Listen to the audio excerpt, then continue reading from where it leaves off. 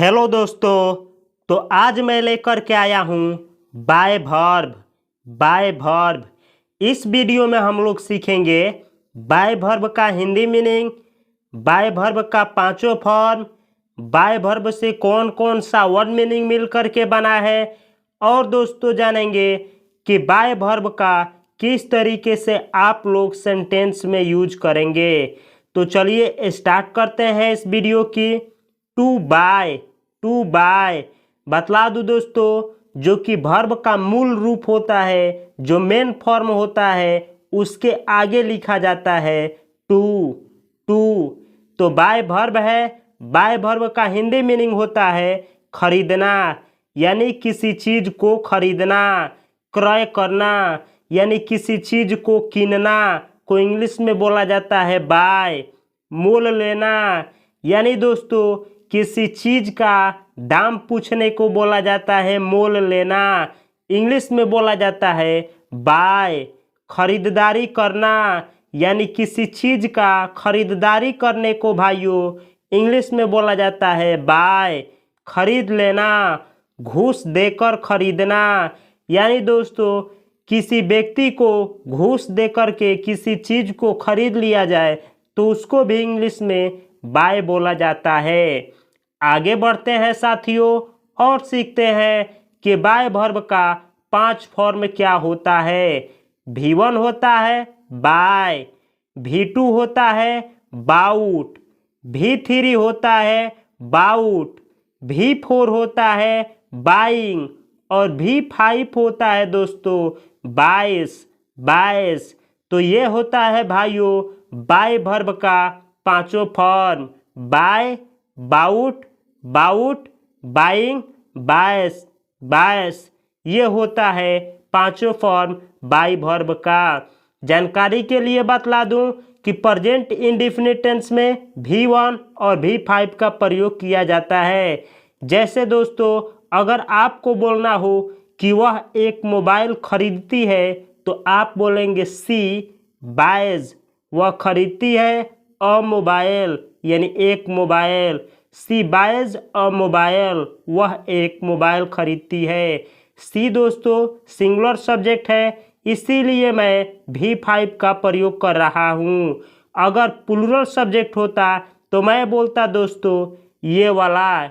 जैसे मुझे बोलना होता कि आप एक मोबाइल खरीदते हैं तो मैं इंग्लिश में बोलूँगा यू बाय अ मोबाइल, आप एक मोबाइल खरीदते हैं। बहुत सारा सेंटेंस दोस्तों मैं बनाया हूँ इस वीडियो में जो आप लोगों को सिखाऊंगा। V2 का प्रयोग दोस्तों किसी भी वर्ब का V2 का प्रयोग पास्ट इंडेफिनिट टेंस में किया जाता है। V3 का प्रयोग परफेक्ट टेंस में, V4 का प्रयोग कंटिन्यूअस टेंस में, या फिर दोस्तों जिरंड के रूप में, या फिर दोस्तों प्रेजेंट पार्टिसिपल के रूप में किया जाता है। मैं इस वीडियो में दोस्तों V1, V2, V3, V4 और V5 का प्रयोग किया हूं जो कि आप लोगों को पूरी तरीके से समझ में आएगा। चलिए आगे बढ़ते हैं दोस्तों। अब सीखते हैं कि बाय वर्ब से कौन कौन सा वर्ड मीनिंग मिलकर के बना है। तो बाय वर्ब से मिलकर के बनने वाला वर्ड मीनिंग है दोस्तों बाय और बायस। जब बाय वर्ब का प्रयोग आप नाउन के रूप में करते हैं तो बाय का V1 बन जाता है सिंगुलर नाउन और V5 बन जाता है दोस्तों प्लूरल नाउन, जिसका हिंदी मीनिंग होता है खरीद, क्रय, खरीदी हुई चीज, मोल यानी प्राइस। यानी दोस्तों आप कोई सामान खरीद लेते हैं तो उसी को इंग्लिश में बोला जाएगा बाय। बाय और एक से अधिक चीज़ें हो, यानी जैसे आप भी खरीदे हैं, दूसरे व्यक्ति भी कोई खरीदा है तो आप बोलेंगे बायस। बायस अगला वर्ड मीनिंग है जो बाय वर्ब से मिलकर के बना है बायर। बायर बायर उसको बोला जाता है दोस्तों जो खरीदने का काम करता है, यानी दोस्तों जो क्रय करता है, जो मोल पूछता है, उसी को इंग्लिश में बायर बोला जाता है। और एक से अधिक संख्या हो खरीदने वालों की तो आप बोलेंगे बायर्स। बायर्स एसएन यानी सिंगुलर नाउन, यानी आप एक व्यक्ति के लिए बायर का प्रयोग करेंगे। पीएन यानी प्लूरल नाउन, यानी एक से अधिक व्यक्तियों के लिए आप बायर्स का यूज करेंगे। आगे बढ़ते हैं साथियों, अगला वर्ड मीनिंग है बायेबल। बायेबल, बायेबल ऐसा वर्ड जिसके लास्ट में आए एबल, वो होता है एडजेक्टिव। तो बायेबल एडजेक्टिव है दोस्तों। इसका हिंदी मीनिंग होता है खरीदने के योग्य या लायक या क्रय योग्य। यानी कोई चीज़ दोस्तों खरीदने के लायक हो या योग्य हो या काबिल हो तो आप इंग्लिश में बोलेंगे बायेबल। जैसे दोस्तों आप मार्केट में जाते हैं किसी चीज़ को खरीदने के लिए और वो सामान आपको पसंद आ जाती हैं तो आप बोलेंगे कि यह सामान खरीदने के लायक है। तो आप इंग्लिश में बोलेंगे दिज थिंग्स आर बायेबल। ये सारे सामान खरीदने के लायक हैं। अगला वर्ड मीनिंग है बाइंग। बाइंग ये बाई वर्ब का दोस्तों चौथा फॉर्म है जिसका प्रयोग अगर आप नाउन के रूप में करते हैं यानी जिरंड के रूप में तो उसका हिंदी मीनिंग होता है खरीदना या क्रय। अब आगे बढ़ते हैं साथियों और आप लोगों को अब सिखाते हैं कि किस तरीके से आप बाय वर्ब का यूज सेंटेंस में करेंगे।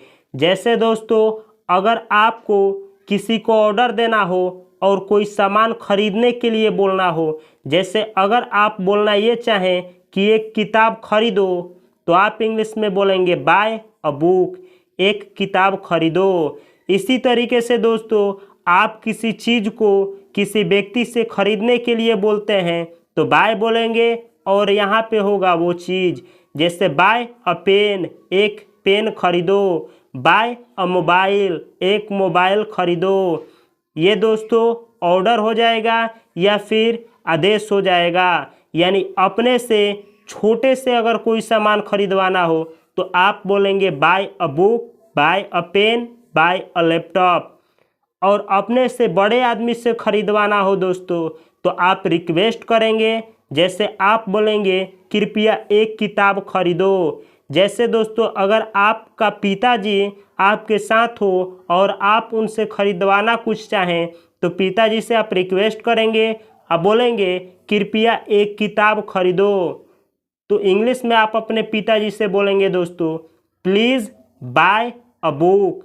प्लीज़ यानी कृपया, बाय यानी खरीदो, अ बुक यानी एक किताब, कृपया एक किताब खरीदो। अगला सेंटेंस है दोस्तों इसी बात को अगर इस तरीके से बोलना हो दोस्तों कि मुझको एक किताब खरीदो, यानी मेरे को एक किताब खरीदो, मेरे लिए एक किताब खरीदो बोलना हो तो इंग्लिश में मैं बोलूँगा बाय मी। बाय यानी खरीदो, मी यानी मुझको, अ बुक यानी एक किताब, buy me a book. Buy यानी खरीदो, मी यानी मुझको, अ बुक यानी एक किताब, मुझको एक किताब खरीदो। या इसी सेंटेंस को आप इस तरीके से बोल सकते हैं दोस्तों बाय अ बुक, एक किताब खरीदो, टू मी यानी मुझको, मुझको एक किताब खरीदो। इसी तरीके से बोलना हो कि राम के लिए या राम को एक किताब खरीदो तो आप बोलेंगे buy a book to Ram. मेरे को एक मोबाइल खरीदो, buy a mobile to me. इस तरीके से दोस्तों इस वाले स्ट्रक्चर पे या इस वाले स्ट्रक्चर पे आप बहुत सारा सेंटेंस बना सकते हैं। यहाँ पे आप लिखेंगे बाय के बाद में उस व्यक्ति का नाम जिसके लिए आप खरीदना चाहते हैं और उसके बाद वो सामान होगा जो आप खरीदते हैं। आगे बढ़ते हैं साथियों और अगला सेंटेंस है अगर आपको बोलना हो मेरे पिताजी मुझको एक किताब खरीदते हैं। यानी दोस्तों आपके पिताजी जब बाजार जाते हैं तो आपके लिए एक किताब लाते हैं तो आप बोलेंगे कि माय फादर, मेरे पिताजी, बायज यानी खरीदते हैं, मी यानी मेरे लिए या मुझको, अ बुक यानी एक किताब। माय फादर बायज मेरे पिताजी खरीदते हैं, मी यानी मुझको, अ बुक यानी एक किताब। मेरे पिताजी एक किताब मेरे लिए या मुझको खरीदते हैं। इस तरीके से आप बोलिए या फिर आप इसी सेंटेंस को बोल सकते हैं इस तरीके से दोस्तों माय फादर बायज मेरे पिताजी खरीदते हैं, अ बुक यानी किताब, टू मी यानी मेरे लिए या मेरे को। मेरे पिताजी खरीदते हैं मुझको एक किताब। इस वाले सेंटेंस में दोस्तों बाय के बाद डायरेक्ट ऑब्जेक्ट के रूप में मी लिखा हूँ, और इस वाले सेंटेंस में दोस्तों बाय के बाद ऑब्जेक्ट के रूप में वो सामान लिखा हूँ जो खरीदा गया है, और उसके बाद लिखा हूँ मैं का मी जो कि टू से जोड़ा हूँ। तो आप अगर बाय के बाद सामान लिखते हैं तो टू से जिस व्यक्ति के लिए खरीदा जाता है उसको लिखेंगे, या फिर इस वाले स्ट्रक्चर पे लिखेंगे तो बाय के बाद आप लिखिए उस व्यक्ति को जिसके लिए खरीदा जा रहा है सामान, और उसके बाद आप उस सामान का यहाँ पे नाम लिखेंगे। इसी तरीके से दोस्तों अगला सेंटेंस है, अगर आपको कहना हो आप एक किताब खरीदते हैं तो आप बोलेंगे यू बाय, आप खरीदते हैं अ बुक यानी एक किताब। इसी सेंटेंस को अगर पास्ट के लिए बोलना हो दोस्तों कि आपने एक किताब खरीदा जो कि समय बीत गया है, तो आप बोलेंगे यू बाउट, आपने खरीदा अ बुक यानी एक किताब। इसी तरीके से दोस्तों पास्ट के लिए कोई व्यक्ति किसी भी चीज़ को खरीदा तो पहले उसका नाम, उसके बाद बाउट, उसके बाद सामान। जैसे इसी सेंटेंस को अगर बोलना होता कि राम ने एक किताब खरीदा तो Ram bought a book, Shyam ने एक किताब खरीदा, श्याम बाउट अ बुक, मैंने एक किताब खरीदा, आई बाउट अ बुक। इस तरीके से दोस्तों ये पास्ट इंडेफिनिट का सेंटेंस है, और पास्ट इंडेफिनिट टेंस में दोस्तों सब्जेक्ट चाहे सिंगुलर हो चाहे प्लूरल हो, उसके साथ दोस्तों वर्ब के V2 का यूज किया जाता है। जैसे दोस्तों यहाँ पे मैं बाय वर्ब का 5वां फॉर्म लगाया हूँ, और यहाँ पे मैं बाय वर्ब का V1 लगाया हूँ, क्योंकि माय फादर यानी मेरे पिताजी दोस्तों यानी एक पिताजी की संख्या है, जो एक चीज़ होता है उसको सिंगुलर बोला जाता है। तो सिंगुलर अगर सब्जेक्ट हो तो उसके साथ लगता है V5 प्रेजेंट इंडेफिनिट टेंस में, और सब्जेक्ट प्लूरल हो तो उसके साथ लगता है V1। जैसे यू प्लूरल होता है दोस्तों, तो यू के बाद अगर हमें बाय वर्ब लगाना हो तो मैं 5 न लगा करके V1 लगाऊंगा, क्योंकि प्लूरल सब्जेक्ट है तो प्लूरल वर्ब भी होगा। अब प्लूरल वर्ब होता है दोस्तों V1, यानी दुनिया का जितना भी वर्ब है उसका जो V1 फॉर्म होता है दोस्तों वो प्लूरल होता है। आगे बढ़ते हैं साथियों, अगर आपको बोलना हो आप एक किताब खरीद रहे हैं यानी प्रेजेंट कंटिन्यूअस टेंस में ये सेंटेंस है दोस्तों। अभी मैं जिस समय बोल रहा हूँ इसी समय आप किताब खरीद रहे हैं, तो मैं इंग्लिश में बोलूँगा यू आर बाइंग, आप खरीद रहे हैं अ बुक यानी एक किताब, आप एक किताब खरीद रहे हैं। या फिर मुझे बोलना हो दोस्तों कि आप किताब खरीद चुके हैं, यानी आप एक किताब खरीद लिए हैं, खरीद चुके हैं या खरीदे हैं, यानी काम समाप्त हो गया है दोस्तों, तो मैं इसी को इंग्लिश में बोलूँगा यू हैव बाउट, आपने खरीदा है अ बुक यानी एक किताब। तो इसका हिंदी मीनिंग हुआ कि आपने एक किताब खरीदा है, या आप एक किताब खरीद लिए हैं, या आप एक किताब खरीद चुके हैं। अगला सेंटेंस है भाइयों, अगर आपको बोलना हो तुम फूल खरीदते हो तो मैं बोलूँगा यू बाय, आप खरीदते हो फ्लावर्स यानी फूल, आप फूल खरीदते हो। और आप दोस्तों एक फूल खरीदते हो तो आप इंग्लिश में बोलेंगे इसको यू बाय, आप खरीदते हो अ फ्लावर यानी एक फूल। तो ढेर फूल खरीदते हो तो फ्लावर्स बोलेंगे, एक खरीदते हो तो अ फ्लावर बोला जाएगा। अगला सेंटेंस है दोस्तों, अगर आपको ये कहना हो वह इलेक्ट्रॉनिक गैजेट्स ऑनलाइन खरीदता है, यानी कोई लड़का है दोस्तों और वह इलेक्ट्रॉनिक गैजेट्स को ऑनलाइन खरीदता है, यह बतलाना हो तो आप इंग्लिश में बोलेंगे ही बायज, वह खरीदता है। ही दोस्तों सिंगुलर सब्जेक्ट होता है, इसीलिए बाय वर्ब का यहाँ पे V5 का प्रयोग किया हूँ। सिंगुलर सब्जेक्ट के साथ में लगता है V5 और प्लूरल सब्जेक्ट के साथ में लगता है V1 प्रेजेंट इंडेफिनिट टेंस में। ही बायज, वह खरीदता है, इलेक्ट्रॉनिक गैजेट्स यानी इलेक्ट्रॉनिक सामान, ऑनलाइन यानी ऑनलाइन, वह ऑनलाइन इलेक्ट्रॉनिक गैजेट्स खरीदता है। इस तरीके से अगर आप बोलना चाहते हैं कि मैं ऑनलाइन इलेक्ट्रॉनिक्स मोबाइल खरीदता हूँ तो मैं बोलूँगा आई बाय इलेक्ट्रॉनिक मोबाइल ऑनलाइन। इस तरीके से आप बहुत सारा सेंटेंस बना सकते हैं। अगला सेंटेंस है दोस्तों, अगर आपको बोलना हो वह अपने ज्ञान को बढ़ाने के लिए एक किताब खरीदता है तो आप इंग्लिश में पहले इसको छोटा करके बनाएंगे। जैसे आप पहले बनाएंगे इसका सेंटेंस दोस्तों, वह एक किताब खरीदता है, या फिर आप बनाएंगे वह किताब खरीदता है तो बनाएंगे आप ही बायज बुक्स, वह किताबें खरीदता है। टू एक्सपेंड यानी एक्सपेंड करने के लिए यानी बढ़ाने के लिए। हिज नॉलेज यानी अपने नॉलेज को, तो इसका हिंदी मीनिंग हुआ ही बायज वह खरीदता है, बुक्स यानी किताबें, टू एक्सपेंड यानी एक्सपेंड करने के लिए यानी बढ़ाने के लिए, हिज नॉलेज यानी अपने नॉलेज को, वह अपने नॉलेज को बढ़ाने के लिए किताबें खरीदता है। इस तरीके से दोस्तों आप बहुत सारा सेंटेंस बना सकते हैं। सेंटेंस किस तरीके से बनाया जाता है मैं अपने चैनल पे प्रॉपर तरीके से बतलाया हूँ। आप प्लेलिस्ट में जा कर के आप किस तरीके से सेंटेंस बनाया जाता है, टेंस बनाया जाता है, आप सीख सकते हैं। अगला है दोस्तों सेंटेंस, अगर आपको कहना हो वह अपने काम के लिए एक नया लैपटॉप खरीदती है तो पहले आप बनाएंगे दोस्तों कि वह एक नया लैपटॉप खरीदती है। सी बायज वह खरीदती है, अ न्यू लैपटॉप एक नया लैपटॉप, वह खरीदती है एक नया लैपटॉप।